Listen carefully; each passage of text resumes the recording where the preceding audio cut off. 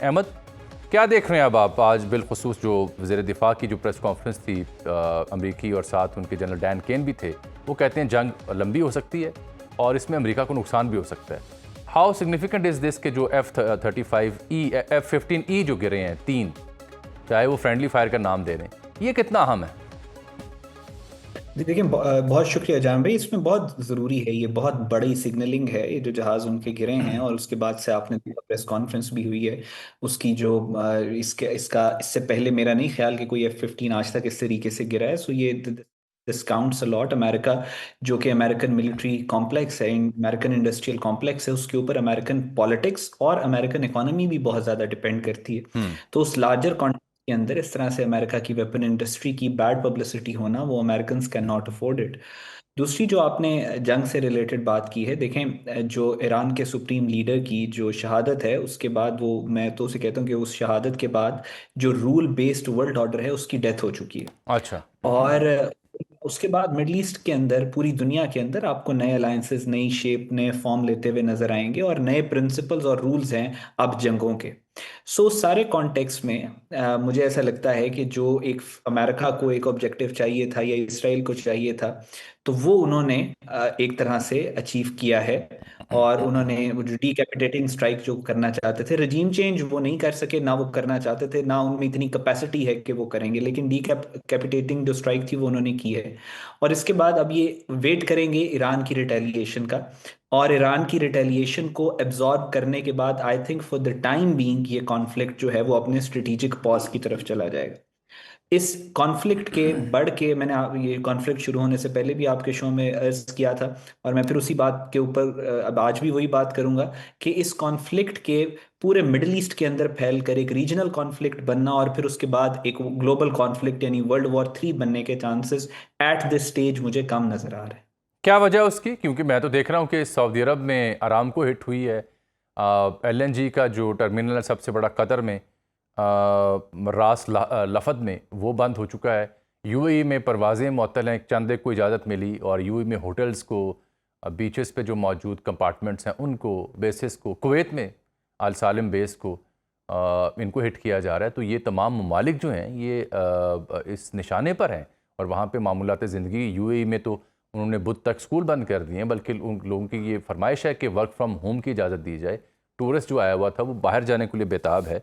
So I find it the other way around कि ये जो मिडल ईस्ट के ममालिक हैं, partially they are part of the war now, वहाँ पे तो जंग नाफिज कर दी गई है। कैसे वो बचेंगे इससे? रिटेलिएट करेंगे देखिए या नहीं करेंगे? क्या अमेरिका उनका दिफा करेगा?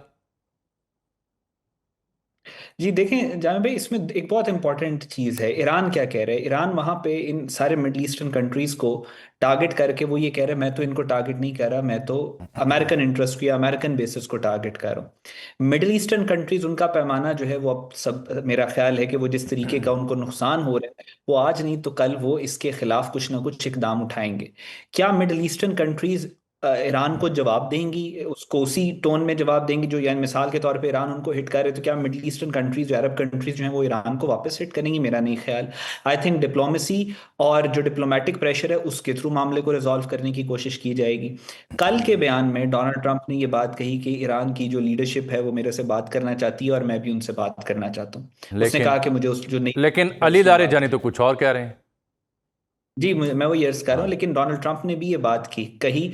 और उसके बाद ईरान, पहले भी कई दफा ऐसे हो चुका है ड्यूरिंग वॉर, अमेरिका की तरफ से बात आती थी कि ईरान की जो लीडरशिप है वो हमसे बात करना चाह रही है, हम टॉक्स के अंदर हैं, ये मामला जो है वो पैसिफाई हो जाएगा। और ईरान की तरफ से आता था कि नहीं, हम स्ट्राइक्स करेंगे, लेकिन इवेंचुअली आप देखते थे कि थोड़े दिनों के बाद उसी तरीके से चीजें पैसिफाई होके खत्म हो जाती थी। तीसरी बात यह है कि स्ट्रेट ऑफ हॉर्मुज को लेके बहुत ज्यादा बातचीत हुई अभी पिछले 1-2 दिनों के अंदर पूरी दुनिया में, कि अगर वो बंद हो गई तो सिर्फ ऑयल हिट नहीं करेगा, पूरी दुनिया की इकोनॉमी उसके थ्रू हिट करेगी। तो आपने देखा कि इरानियंस की तरफ से बड़े वो बड़े इंपॉर्टेंट बयान आता है कि वो स्ट्रेट ऑफ हॉर्मुज को शायद बंद ना करें, और वो इस तरफ सोच नहीं रहे इस बारे में। और तीसरी इंपॉर्टेंट बात यह है कि ईरान को भी इस वक्त एक स्ट्रेटेजिक पॉज की जरूरत है। ईरान नहीं चाहेगा कि वो जंग को भी लंबा खींचे और ये आगे चलती रहे, जबकि उनकी घर के ऊपर जो लीडरशिप का उन्हें नुकसान, शहादत हुई है। ईरान भी चाहेगा कि थोड़ा सा टाइम इनको मिल जाए अपने आप को कंसोलिडेट करने के लिए। हम्म। अमेरिका, आपने खुद भी बात की अमेरिका की, जो आज प्रेस कॉन्फ्रेंस हुई उसमें भी उन्होंने इशारा किया कि लंबी जंग अमेरिका के भी इंटरेस्ट में नहीं है। सिर्फ एक फैक्टर, और मिडिल ईस्ट की जितनी भी कंट्रीज हैं वो भी नहीं चाहती कि ये जंग मजीद फैले, मजीद बड़ी हो। वो अपनी तरफ से कोई बॉम्ब्स वगैरह या मिसाइल हिट करें ईरान को, जवाब में ईरान उन पर और मिसाइल हिट करे और उनकी इकोनॉमी जो है वो नीचे की तरफ जाए। सिर्फ इस सारे इक्वेशन में एक एलिमेंट है जो चाहता है कि जंग लंबी हो, और वो नेतन्याहू है। उसके अलावा बाकी सारे जो स्टेक होल्डर्स हैं उनकी कोशिश इस बात में है कि जंग जो है एक स्ट्रेटेजिक पॉज की तरफ चली जाए या पैसिफाई हो जाए। तो as a international relation expert मुझे यही लगता है कि जहां पे ज्यादा स्टेक होल्डर्स की जो ख्वाहिश होगी या उनके इंटरेस्ट होंगे, चांसेस ये होते हैं कि उसकी तरफ बात आगे बढ़े। ये बात ठीक है आपकी, इससे मैं इत्तेफाक करता हूँ। लेकिन नेतन्याहू को जहाँ तक नवंबर में उसका इलेक्शन भी आ रहा है, थिन मेजॉरिटी के साथ वहाँ खड़ा है, जो इसराइली दिफाई निज़ाम है वो किस हद तक एग्जॉस्ट हो सकता है? क्योंकि 10वीं ये लहर है जो सॉरी, मिसाइलों आपकी की। आवाज, आप मुझे सुन पा रहे हैं? आपकी आवाज, आप मुझे सुन पा रहे हैं? अब आवाज आ जी। रही है, तो दरमियान मैं में कट मैं गई मैं थी। अर्ज कर रहा हूँ आपसे कि इसराइल को आपने पिन पॉइंट किया राइटली। नवंबर में उनके इलेक्शन भी आ रहे हैं, थिन मेजॉरिटी के साथ वो खड़ा है वहाँ पे, तो असी पसंदाना उसके अज़ाइम हैं। लेकिन इसराइल में जो दिफाई निज़ाम है उसकी क्या कैपेसिटी है, कब तक वो एग्जॉस्ट हो सकता है? क्योंकि ईरान की जानिब से 10वीं वेव है मिसाइल अटैक्स की जो जारी है, मुसलसल अनइंटरप्टेड वो जारी रखने का उन्होंने ऐलान किया। अभी कुछ देर पहले मुझे जॉन हुसैन बता रहे थे तेहरान से कि अनइंटरप्टेड उन्होंने मिसाइल मारने, और काफ़ी thousand and thousands of missile उन्होंने इकट्ठे किए, एक ही शय जो बनाते रहे वो। एक रिपोर्ट ये भी कहती है कि महीने में 300-400 मिसाइल भी वो बना सकते हैं। तो इस दिफाई निज़ाम जो भी होता है वो एग्जॉस्ट तो होता है। क्या लाइकली चांसेस हैं कि पहले दिफाई निज़ाम एग्जॉस्ट होगा या ईरान के मिसाइल ख़त्म होंगे?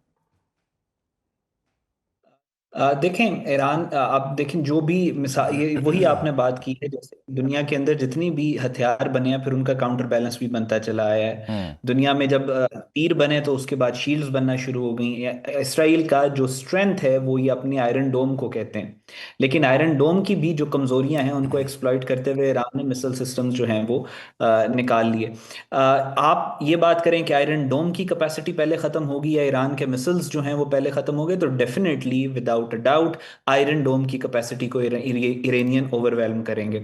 ईरान का जो मिलिट्री डॉक्ट्रिन है, जो जिस तरीके से अपनी फोर्सेस को, अपने हथियारों को लेके चलते हैं, उसका डॉक्ट्रिन का कॉर्नरस्टोन ये है कि ये ओवरवेलम कर देते हैं। चाहे अमेरिका की जेराल्ड फोर्ड इनका बहरी बेड़ा हो या अब्राहम लिंकन हो, उसमें भी ये ड्रोन्स का इतना बड़ा अटैक, इनका जो प्लान था वो यही था कि हम इतना बड़ा अटैक करेंगे, इतने ज्यादा ड्रोन्स के साथ करेंगे कि जो आंखें और कान हैं उस बहरी बेड़े के, जो डिफेंस सिस्टम है, वही ओवरवेलम हो जाए और फिर हमें पेनिट्रेट करने की कोई। आयरन डोम के साथ भी यही कर रहे हैं, ये इतने ज्यादा मिसाइल से अटैक करते हैं कि प्रैक्टिकली उसको डिफेंड करना मुश्किल है। तो जहां तक क्वांटिटी की बात है, क्वांटिटी के ऊपर ईरान का फोकस बहुत ज्यादा है। ईरान की क्वांटिटी जो है मिसाइल्स की वो तो शायद एग्जॉस्ट ना हो, लेकिन मल्टीपल और फैक्टर्स हैं जहां पे ईरान एग्जॉस्ट कर सकता है, इकोनॉमिकली एग्जॉस्ट कर सकता है, ईरान पॉलिटिकली एग्जॉस्ट कर सकता है। और मुझे जाती तौर पे ऐसा लगता है कि ईरान ने जो अमेरिकन बेसिस को हिट करके जो मिडिल ईस्टर्न कंट्रीज के अंदर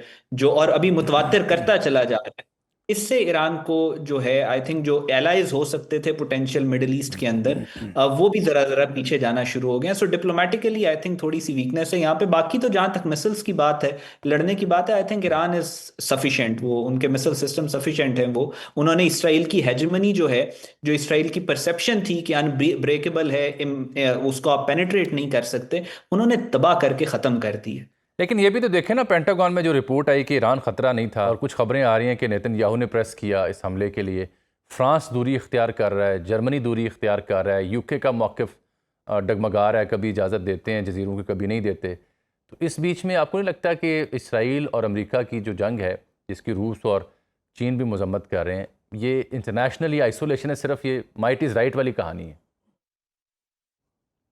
देखें अमेरिका भी इस जंग का बोझ पूरी तरह नहीं उठा रहा। जब सुप्रीम लीडर की शहादत हुई है तो एक आर्टिकल छपा जो उस जरीदे के अंदर, जो अमेरिकन गवर्नमेंट के बहुत करीब समझा जाता है, और हाँ। उस आर्टिकल में कहा कि अमेरिका ने इंटेलिजेंस प्रोवाइड की थी, जो हमला है वो इसराइल ने किया है। हम्म। हम्म। आमतौर पे इस तरह का बयान देके अमेरिका अपने आप को पैसे, अपने आप को बीच में से निकाल रहा है, हम्म। और फिर उसके बाद खबरों का बाजार गर्म हुआ, फेक CIA न्यूज। का हवाला दिया गया था।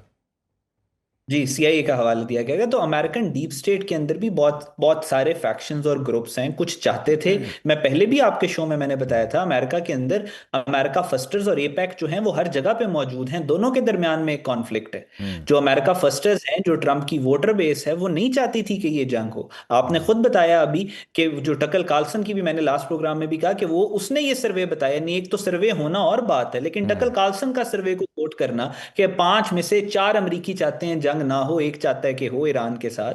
तो ये सारी ठीक। चीजें इस वक्त अमेरिका के ऊपर बहुत शदीद प्रेशर है। और ठीक। मुझे ऐसा लग रहा है कि आप देखेंगे कि इसी तरह की किसी चीज को एक्सक्यूज बना के अमेरिका शायद आने वाले महीनों के अंदर ये कहे कि मैं मिडिल ईस्ट के अंदर फलां फलां जगह से अपनी प्रेजेंस जो है उसको खत्म कर रहा हूँ, उसको एरेडिकेट कर रहा हूँ, क्योंकि उनके घर में बहुत शदीद प्रेशर आना शुरू हो गया।